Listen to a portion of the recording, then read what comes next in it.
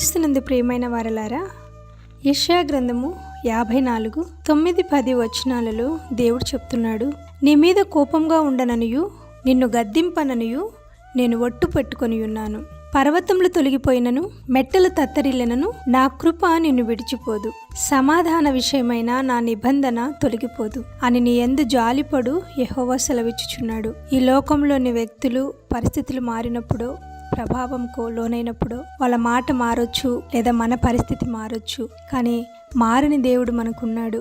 ఆయన మనం నమ్ముకున్నప్పుడు ఆయన విశ్వాసంలో మనల్ని కాపాడే దేవుడుగా ఉంటున్నాడు. పర్వతములు తొలగిపోయినా, మెట్టలు తత్తరిల్లినా, నీ సొంత వాళ్ళే నీకు విరోధంగా లేచిన, లేదా దుష్టులు నీకు విరోధంగా లేచిన, బలవంతమైన పగవారు నీ మీద అనేకమైన నేరములు మోపిన, నీ మీద ప్రేమ జాలి చూపించే దేవుడు సమాధాన నిబంధనని నేను మర్చిపోనని చెప్తున్నాడు. ఆయన సిలువలో నీతో సమాధానం చేసుకొని ఉన్నాడు.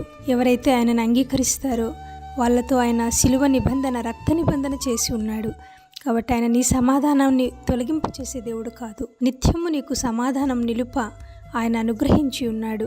కాబట్టి భయపడొద్దండి. పరిస్థితులు మారిపోయినా, అనారోగ్యాలు వెంటాడినా, ఒకవేళ ఏ రకమైన సిచ్యుయేషన్లో మీరున్నా భయపడవద్దని నీ దేవుడు చెప్తున్నాడు. మీ అందరి కొరకు ప్రార్థిస్తూ మీరందరి పరిస్థితుల్లో నుంచి బయటికి రావడానికి దేవుడు మీకు సహాయం చేయాలని ప్రార్థిస్తున్నా మీ సహోదరి ఎస్తేర్ ఎవాంజెలిన్. ఆమెన్.